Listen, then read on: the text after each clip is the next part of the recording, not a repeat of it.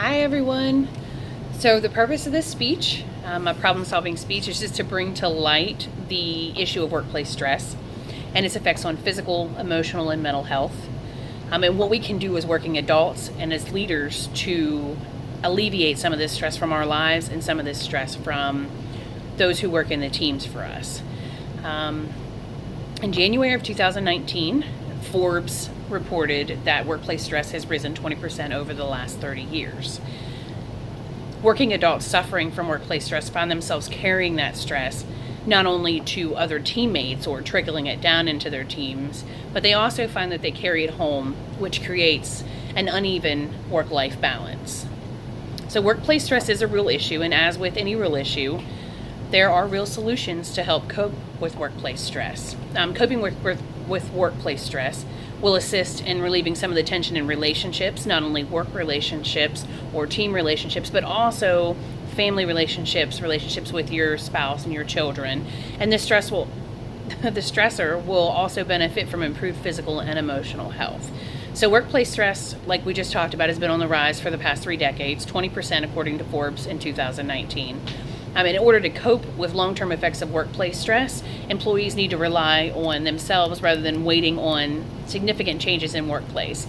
And when I say about significant changes in the workplace, I don't mean changes as far as what you're looking at for your teams, but I mean significant changes in the fact that they may hire someone else to take on a little bit of what you're dealing with in your role, or you may be able to hire other people for your team that are going to kind of relieve some of that stress. And as we all know, changes anyway generally create more stress than they help with. I think when you initially make that change, you are overwhelmed with whether or not it's going to work.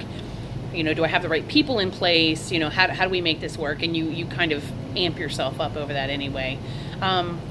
Workplace stress can lead to, of course, mental, physical, and emotional issues. Many of these issues trickle down to work teams, families, other relationships. So we're going to discuss some of the options for relieving workplace stress. But what we're going to do first is kind of take a look at it, and we'll do kind of an analysis of workplace stress and what to look for. So overwhelming workloads, that an unreasonable workload task that an employee just being in the same spot continually all day, continuously working over, can create stress. And it creates stress over job security. So that employee is unsure, they refuse to leave that spot because they're unsure as to whether or not they're doing the correct job. They're unsure as to whether or not they're doing what needs to be done. Issues with management. So micromanaging employees, asking them every day of the week what they're doing, how are things going, did you do this correctly? I didn't see you do this. Did you take care of this? So that creates a lot of work stress and a lot of tension. However, on the opposite end of the spectrum, if we have employees that we just send out on their own, we let them, we don't check in on them, that employee feels as if they are not a part of what's happening. They kind of feel like they're, I would say, detached from the team, and then that creates a lot of workplace stress because at that point they're not sure of their position either. So physical symptoms caused by work stress, it includes fatigue, headaches, sleeping difficulties, gastrointestinal issues, and even heart palpitations at some point. And these physical symptoms, the headaches, the sleeping difficulties, eventually lead into psychological symptoms like depression, anxiety, irritability, and the reduced ability to make decisions. So it starts small, and you notice these small physical things that are happening to you. No sleep, and the gastrointestinal issues, and you don't feel well anyway. And then they just kind of manifest themselves into some psychological issues. And if those psychological issues are left untreated, they move into more of a behavioral symptom of work stress. And that is increased absenteeism, aggression, disinterest, and eventually isolation.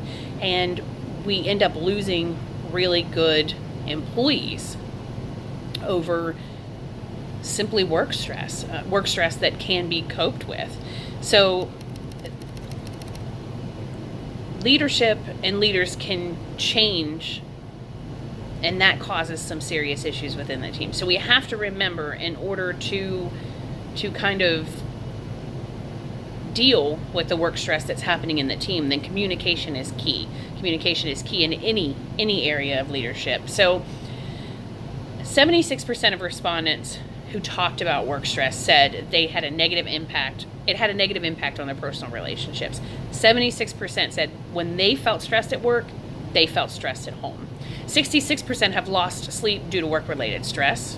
Of course, that's one of the first physical symptoms. And 16% have actually quit their jobs because the stress has become too overwhelming. So work stress is not only a health issue, but when managed, it will affect the company costs. So it affects lost time, healthcare costs, and loss of employees, which we just saw 16% have quit their job because they've become too overwhelmed. Workplace stress is manageable when it's taken seriously, and the significance of workplace stress has yet to be taken seriously. I think it has become an organizational science, but it's yet to be taken as seriously as it should be. So one of the solutions in dealing with workplace stress, it just makes good sense for the employee, but for the company also. One is communication, which we touched on that a few minutes ago. So employees should communicate workplace issues to the management, and management needs to listen. So management should be supportive and reward that openness and honesty with solutions for employee growth. And then good relationships between the employers and leadership will help those employees feel valued and motivated. And this kind of reduces the stress a little bit, mostly just a sounding board. So you listen to these issues, help them grow through what they go through, and help them to move forward. So social support and communication can be one of the best efforts against workplace stress. So a 2009 study in the European Journal of Preventive Cardiology suggests that coworkers and managers that have a positive disposition and are emotionally supportive of their teams reduce the number of physical and mental stressors to their employees. So you communicate, you listen, and you emotionally support your employees or your other team members. You don't even have to be in a leadership position for that, but just be supportive of those other team members around you. Exercise. We can all use exercise. We all know it's good for us physically, but it's also very good for us mentally. So physical activity or exercise is an important component of managing workplace stress levels. Not only do you get that time to yourself, you get that time to yourself to work on your appearance, which makes us all feel a little bit better, let's be honest. And it also creates endorphins and gets other things flowing that just make us mentally feel better about things, and we can take the time to kind of work through problems.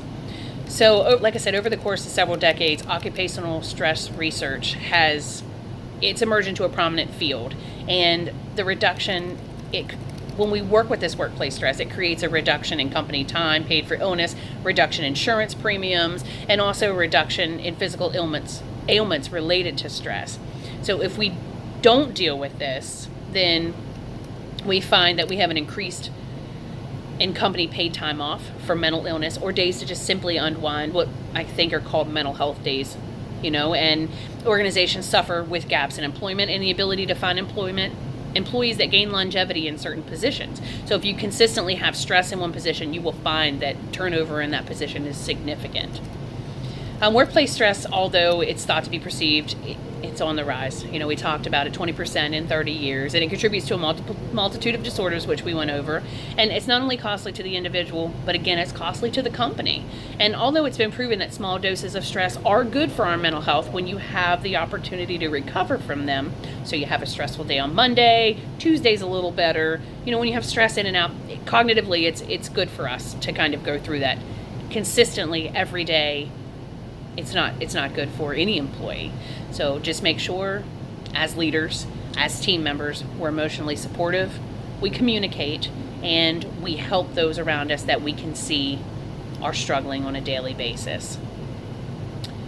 Thank you all, and have a great day.